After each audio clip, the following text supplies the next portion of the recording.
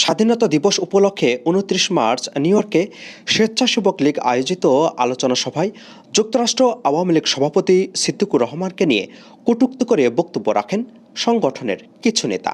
এ সময় অস্বস্তিকর পরিস্থিতি সৃষ্টি হলে বক্তব্য রাখা থেকে বিরত থাকেন সিদ্দিকুর রহমান। ২৭ জুলাই স্বেচ্ছাসেবক লীগের প্রতিষ্ঠা বার্ষিকীতে দলের মধ্যে টানাপোড়েন আর যুক্তরাষ্ট্র আওয়ামী লীগ সভাপতির বিরুদ্ধে বিরোধ আবারও সামনে আসে। সিদ্দিকুর রহমানকে ছাড়াই প্রতিষ্ঠা বার্ষিকী পালন করে সংগঠনটি।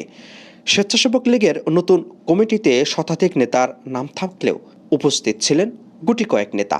বেশিরভাগ আসনে ছিলেন যুবলীগ, ছাত্রলীগের নেতাকর্মী। এ সময় যুক্তরাষ্ট্রে সিদ্দিকুর রহমানের নেতৃত্ব নিয়ে প্রশ্ন তোলেন সংগঠনটির সাবেক সভাপতি নুরুজ্জামান সরদার। তার বক্তব্যকে সমর্থন করেন যুক্তরাষ্ট্র আওয়ামী লীগের দপ্তর সম্পাদক ও নিউ ইয়র্ক মহানগর আওয়ামী লীগের সাধারণ সম্পাদক। যেই নম্বর হয়েছে মানে আমি সেই নম্বরের দিকে যাব না। আজকে যুক্তরাষ্ট্র আওয়ামী লীগের মিটিংয়ে যুক্তরাষ্ট্র আওয়ামী লীগের ৫ জন লোক থাকে না, তাহলে ওই যুক্তরাষ্ট্র আওয়ামী লীগ আমাদের কি দরকার? সকলের নেতৃত্বে ঐক্যবদ্ধ হয়ে আপনারা কাজ করুন।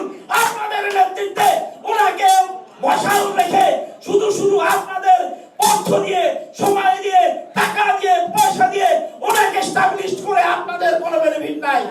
মুখে করবেন আমরা গ্রুপিং করি না, কিন্তু আপনারা নিজেই গ্রুপিং করবেন, সেটা কিন্তু যুক্তরাষ্ট্রে আমরা হতে দেব না। আজকে যারা আপনারা আসেন নাই, আপনারা কি আওয়ামী লীগ করার অধিকার আছে?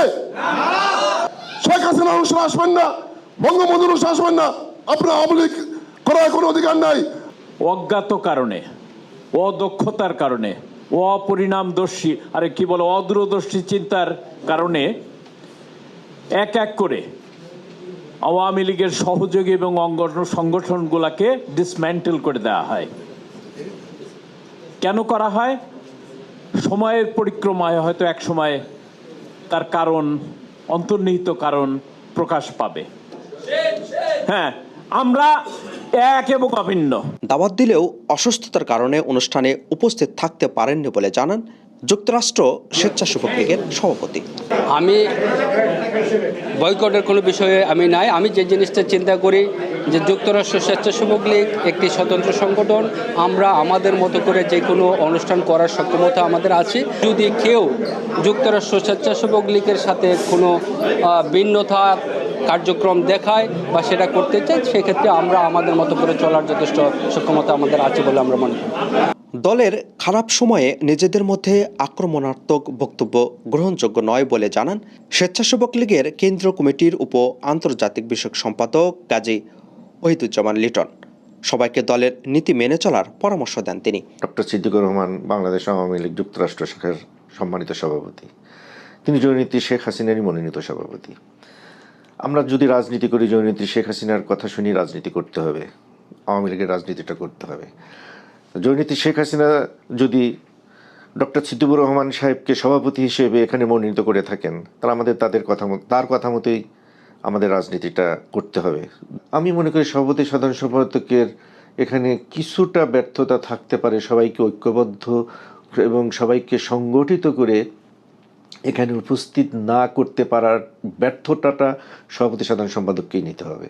এদিকে যুক্তরাষ্ট্র আওয়ামী লীগের সভাপতি সিদ্দিকুর রহমান ঠিকানাকে ক্ষোভ প্রকাশ করে বলেন, স্বেচ্ছাসেবক লীগের একটি অংশ অনেক আগে থেকেই তার বিরুদ্ধে বিষাদগার করছে। কারো বিরুদ্ধে কোনো অভিযোগ নেই উল্লেখ করে তিনি বলেন, যারা অভিযোগ করেছে তারা সহ সবাইকে নিয়েই যুক্তরাষ্ট্রে তার রাজনীতি। তিনি অভিযোগ করে বলেন, যুক্তরাষ্ট্রে স্বেচ্ছাসেবক লীগের নতুন কমিটি ঘোষণা করা হলেও তা নিয়ে আলোচনা প্রয়োজন মনে করেনি সংগঠনটির সভাপতি, সাধারণ সম্পাদক। নিজেদের মধ্যে দ্বন্দ্ব না বাড়িয়ে সংগঠনকে আরও শক্তিশালী করার পরামর্শ দেন যুক্তরাষ্ট্র আওয়ামী লীগের নেতাকর্মীরা। আপেল মাহমুদ, ঠিকানা নিউজ, নিউ ইয়র্ক।